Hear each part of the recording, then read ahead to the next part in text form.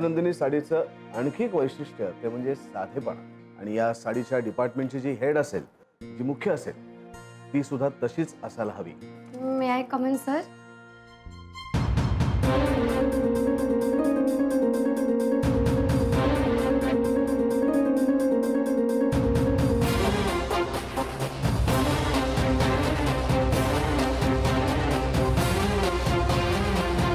पुन्हा मला सिनेमाला येता का वगैरे असले फालतू मेसेज पाठवायचे नाही. एखाद दिवस मला वेळ दिलात तर काय हरकत आहे?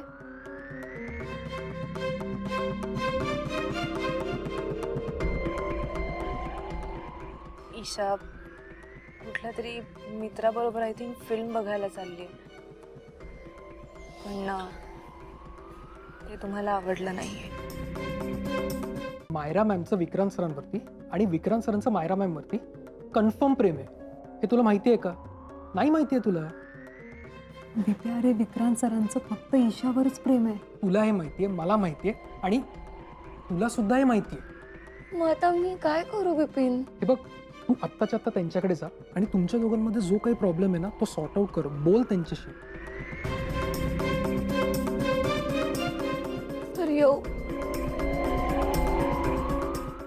मॅडम हे लेटर दिलंय तुमच्यासाठी सरांनी.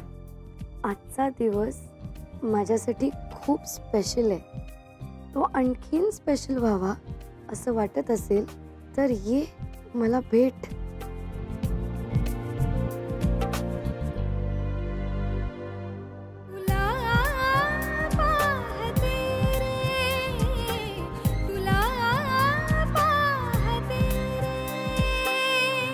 Isha, will you marry me?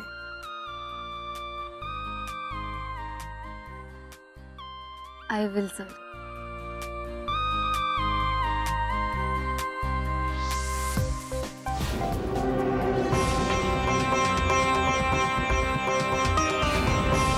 Pineapple pastry आणली आहे. आता बघूच या बाबांच्या तोंडाला कशी चव येत नाही ते. पेस्ट्री कशाबद्दल? आनंद झाला की शेअर करावा म्हणतात ना.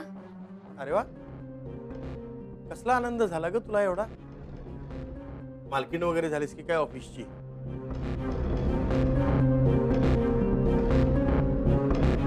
आयशा, सर. काय झालं, बोललीस तू? नाही, आज जरा कठीणच वाटतंय. It's okay. पण आज मी माझ्या जवळच्या माणसांना सांगितलं खरंच आणि सगळे खुश आहेत आपल्या दोघांसाठी. कधी नव्हे ती मला बाबांची भीती वाटते आता. सर, मी बोलू शकीन ना त्यांच्याशी? ईशा, स्वतःच्या प्रेमावर विश्वास ठेव. Trust your love. का इतकं टेन्शन घेतेस? मी आहे ना. तू घरी जा, बाबांशी बोल, त्यांना विचार. मी 2 दिवसात घरी येतो, त्यांना भेटतो आणि बोलतो त्यांच्याशी. फक्त 2 दिवस.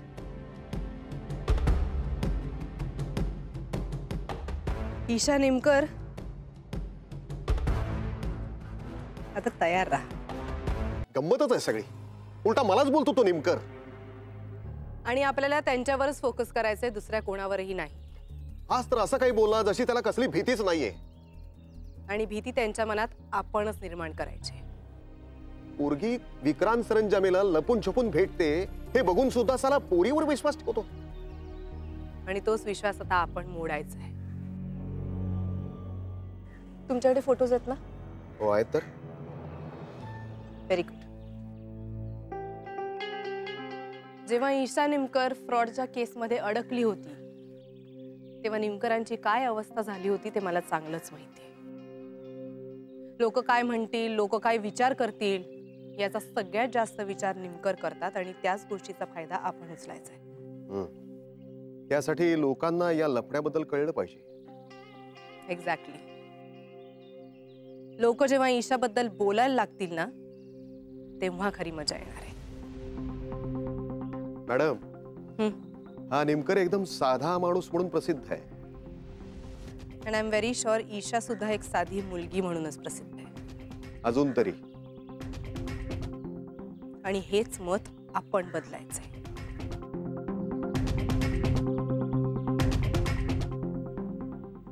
पण हे मत बदलावं यासाठी आपण नेमकं काय करू शकतो? तिखट मीठ लावून गोष्टी पसरवायच्या बस. सर सर तुम्हाला तिखट लागलंय ना? मी थांबा, मी मिनरल वॉटर आणते. इथलं पाणी चालेल मला.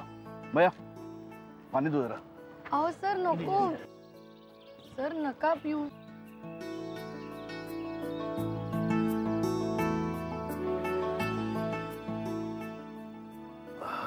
मस्त आहे.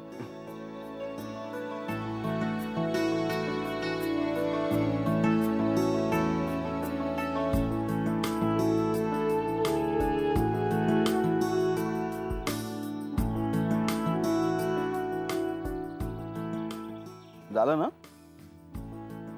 हो. निघायचं? मला भीती वाटते बाबांशी बोलायची. म्हणूनच मी त्यांच्याशी बोलतो. त्यांना फोन लाव.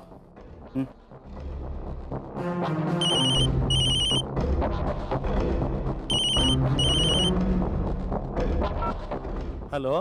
बाबा सर म्हणतायत की त्यांना तुमच्याशी माझ्या भविष्याबद्दल बोलायचंय. त्याला सांग, म्हणावं तुझ्या भविष्याची चिंता करायला तुझा बाप जिवंत आहे अजून.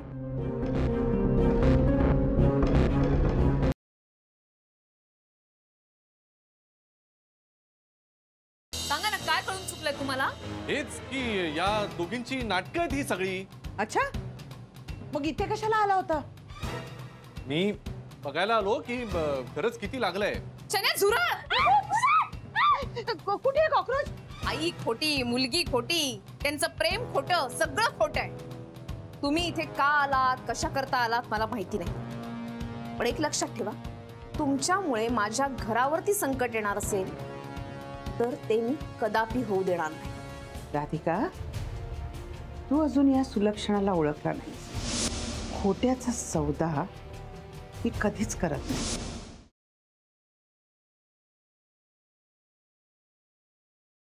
पप्प्या, तुला असाच उमेदवार पाहिजे, तू जे सांगेल ते ऐकणारा.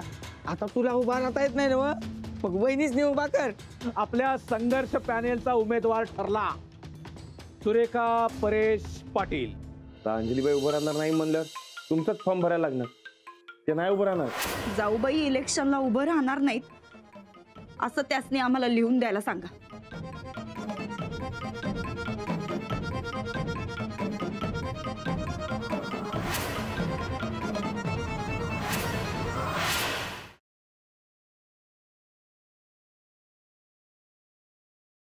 तुम्ही एक गोष्ट विसरताय. नुकतीच सरचिटणीसपदी आमची नेमणूक झाली. पण जगताय तर मामांच्याच जीवावर ना. तुम्हाला राहायला स्वतःचं घर नाही हे तुम्ही विसरू नका. म्हणजे झालं. आता दाखवतेस त्यांना माझा इंगा. नाही सगळ्यांना एकत्र कामाला लावलं तर नावाची शितली नाही. हर्षवर्धन देशमुख, आता जेवढा त्रास देशील तुला त्याच्या दुप्पट उलट त्रास देते का नाही?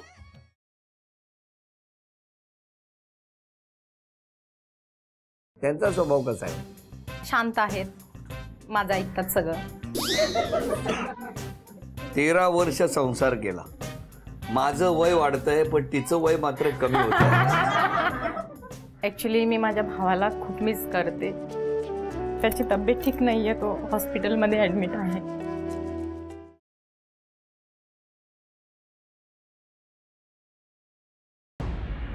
युवराज, अनाजी पंत आणि मोरोपंत गड चढून येतात. त्यांच्या बरोबर फौज बी आहे. फौज गडावर? जे युवराज, तुम्हाला अटक करण्याचा हेतू आहे.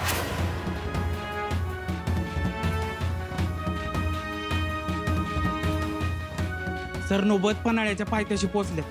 सोबत 20,000ची फौज आहे.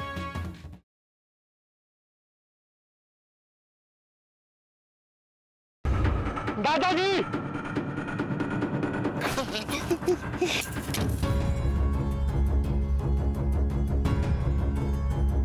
हा असा प्रकार मी अजूनपर्यंत कधी बघितलाच नाही. बरं उपचार तरी काय आणि कसे करणार?